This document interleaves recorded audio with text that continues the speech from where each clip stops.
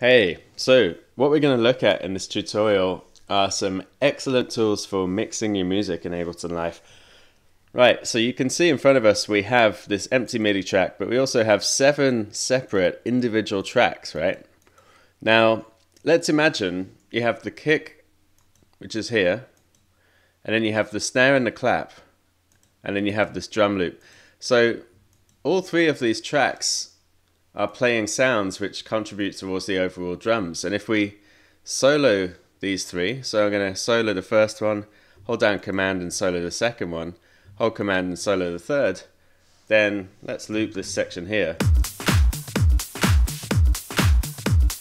So now you're hearing just the drums in the track. So what we can actually do is group those together into what we call a group track in Live. And to do that, what you do is select the top one, hold down Shift and select the bottom track. And so we've got all 3 of these tracks selected, and then we press Command G. And now you can see all 3 of these tracks have been put into a group. So we can unsolo them and we can solo just the group. I'm going to rename this group and call it #drums. Remember that hashtag gives it a number that changes as you drag it up and down and change it in the order of the tracks. So we can solo our drums track. And if you remember in an earlier tutorial, we discussed the mixer section, which is where my cursor is on the screen now. So the group track has its own mixer section. So what we can do now is we can adjust the level of the group, and it will change the level of all 3 of these tracks within the group. So let's try that. Notice that the relative levels of these 3 tracks relative to each other is staying the same. But we can change the level of the group. We can also change the panning of the entire group. Up to 50 left. And 50 right. So you can see how useful groups can be. And later when we start to look at audio effects more, you'll see how we can actually put effects onto the entire group, and that will affect all of the sounds or all of the tracks within the group. So I will demonstrate that right now. Let's put an EQ8 on here, and let's change this band to a low pass filter. And we'll solo the drums group again.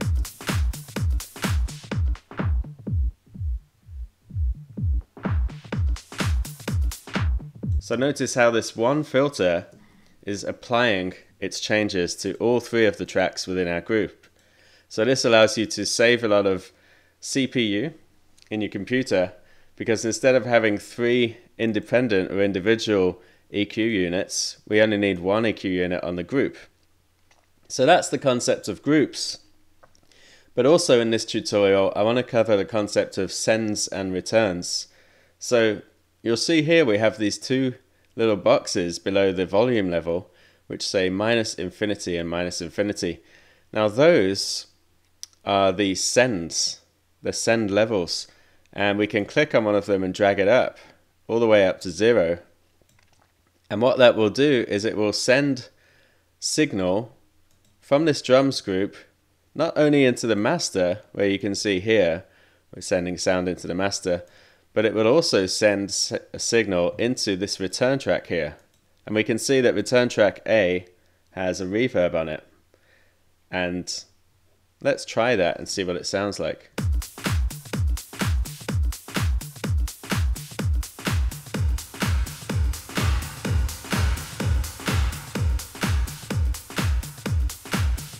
So sends and returns are very powerful. What's happening here is the signal is being sent not only into the master track, so we are hearing the sound of the drums group going into the master track, but we're also hearing the sound of the drums group going into return track A, and then return track A is also going into the master track. So we're hearing the output from here, and also from here. If I solo this return track, this is the reverberated signal. So reverb is adding a sound. It's making the drums sound like they are in a space, in a room or a hall, and giving a sense of space and depth to the music. Notice that on the return track, the dry-wet signal of this reverb is set to 100% wet. So we're only hearing the fully reverberated signal coming out of this reverb unit. We're not hearing any of the dry signal, because all of the dry signal that has no reverb on it is coming from the drums group into the master track anyway. Let's try the other track. So we have here on return track B, we have a delay. So let's see what it sounds like when we send our drums group track signal into the delay track as well.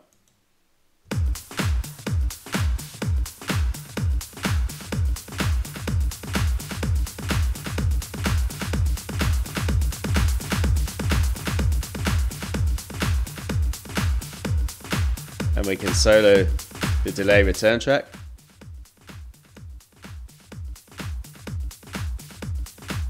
Notice when I solo the delay return track, the volume level, the volume meter here in our drums group changes from being green to purple, indicating that signal is coming into the delay track from the drums group.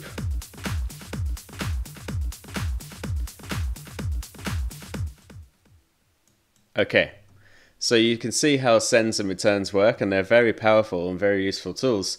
And if I click on Tab to go into Session View, then down here in the bottom right corner, I can click on S and R. S is for sends and R is for returns. R allows us to see the return tracks in Session View.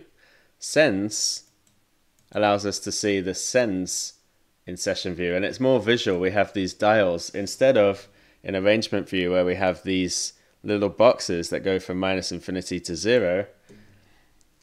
In Session View we have these dials, and so it's more visual. You can actually see the level of the send down in the bottom left corner. When I hover my cursor over this dial, it says A reverb 0 dB. Now it says A reverb -28 dB. So we are able to use this on any track, not just a drums group, but also any of the individual tracks within the drums group. So I could send some of the snare and clap to the reverb. For example, let's just solo the drums group.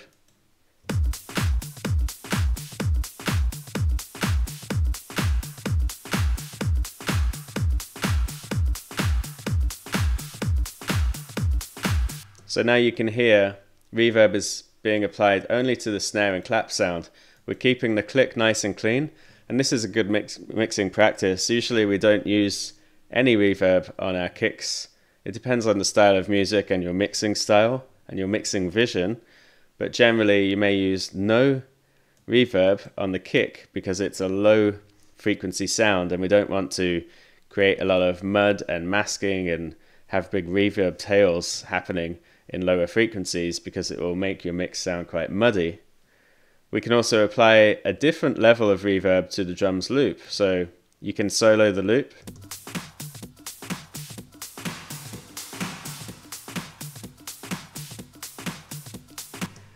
And now we can solo the drums group. And we've added some nice space to our drums mix now. You can then go into the reverb unit itself and change some of the settings. So we might want to make it high quality, take off spin, take off the chorus. We may want to bring the decay time down a bit, maybe around a second is good. Change the stereo width of the reverb. Change the size of the room. So larger sizes represent halls and arenas, and then smaller sizes represent small rooms.